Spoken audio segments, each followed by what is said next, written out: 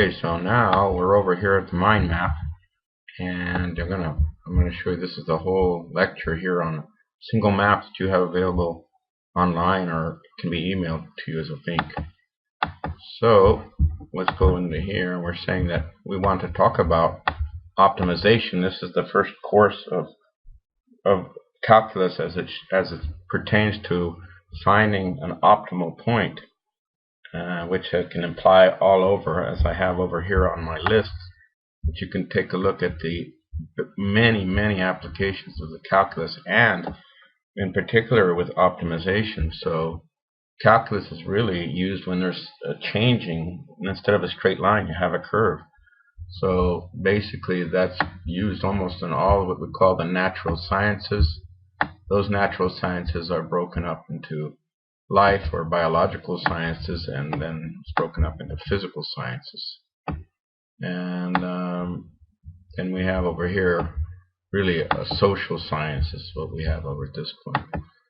So I'll just make that a little, that should be in its own category, so I'll just add that in there to make it look pretty for a second here, and then I go there, and then I'll put that strong, and that's okay. And I want this to be black, and let me turn it over, so, and we'll change the print probably to this architect thing. Okay, so I should do it now, and probably make it bold, and maybe a little bigger. Yeah.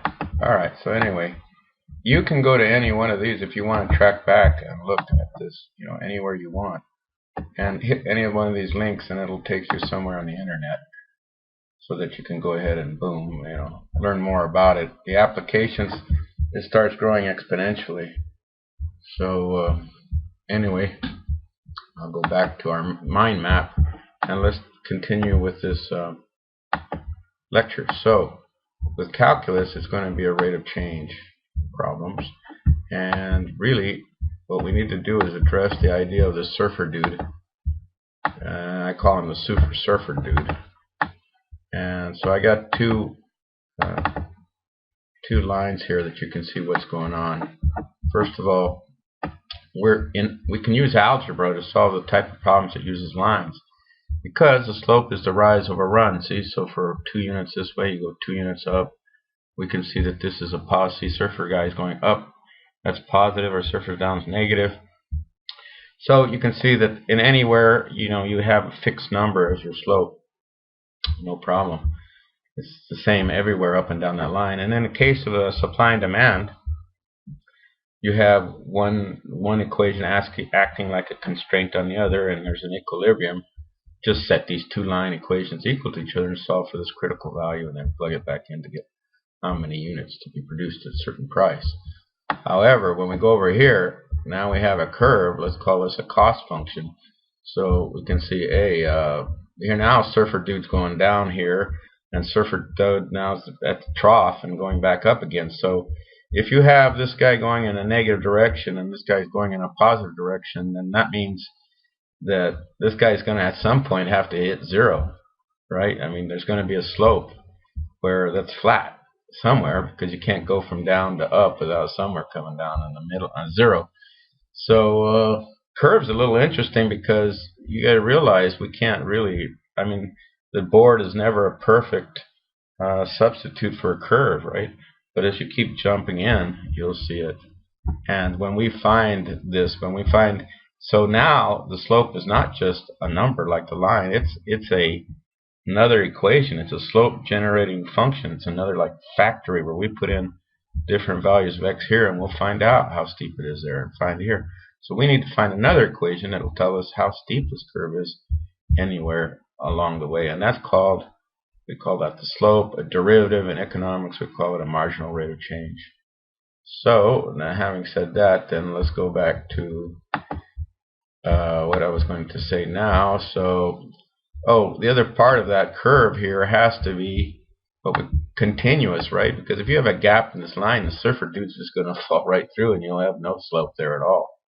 Also, if it's kinked, like a really kinked, like spiky, you really can't. You need a certain degree of smoothness, right? Because otherwise, the surfer dude doesn't know whether he's going up or down. Okay.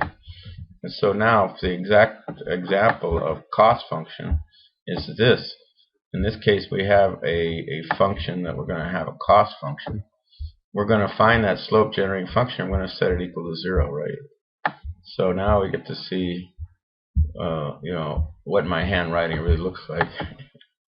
So let me get it up here. And so basically what we have going here is that we have this cost function, which in this case is a parabola. And so now we got this board that we're trying to figure out what the slope with, you know, with what is the slope of a curve with a straight board.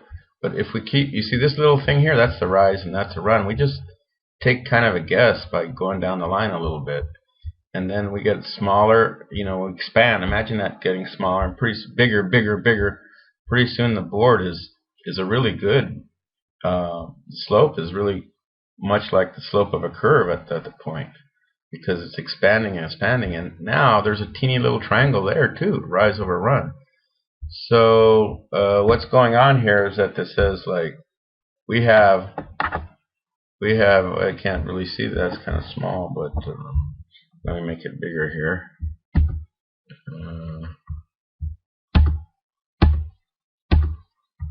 Yeah, well, I made that bigger. Didn't make the rest bigger.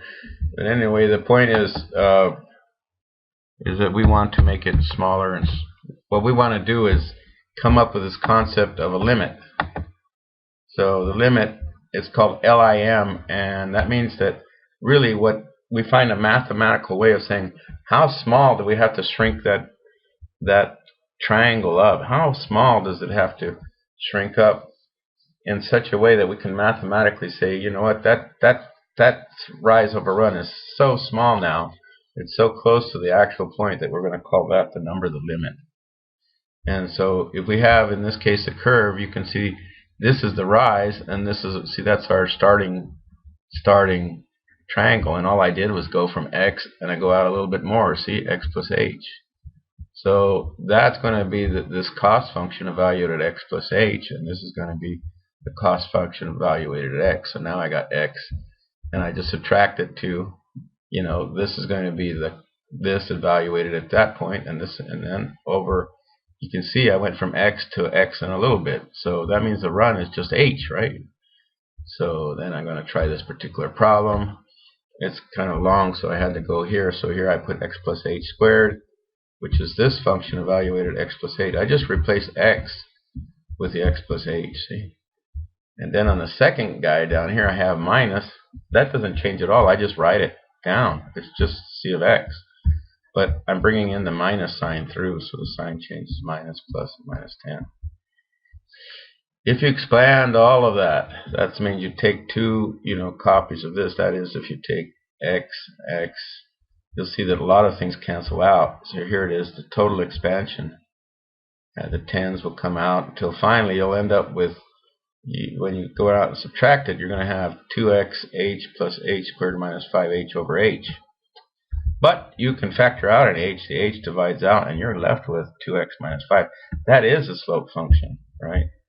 So if we go from there and now set that equal to 0, as it says what we should do in order to find, now that we know that when the surfer board is flat, then we finally get to this point. And all we have to do is set that slope generating function to 0, and we get a critical value of 2.5. If you take the 2.5 and you plug it back into there, you're going to see that you got 2.5 minus 5. And so basically we got the cost function, or minimization cost functions, is when we're going to be you know, producing a certain amount of units, 2.5 units, so we should have a minimum cost function of $3.5 or whatever you want. So we're going to use this power rule next, and that'll make life a lot easier, because all you have to do is bring any power down. See, you bring it down and subtract 1. So you bring the 2 down, subtract 1, and then you subtract. And then over here, you remember x is to the 1 power, so I put a little 1 there. So if you bring 1 down, it's just 1 times minus 5. And then you subtract 1, x to the 0 is 1, and a constant it doesn't have a slope. It's just a flat line, right? Also, keep in mind that this is a cost function, so these first part here we call our variable cost because it changes according to how many units. This 6 here is how much we fixed costs that we pay regardless, like rent. Rent is there whether you open your doors or not. All right, I hope that gives you an idea what it's like. Thanks.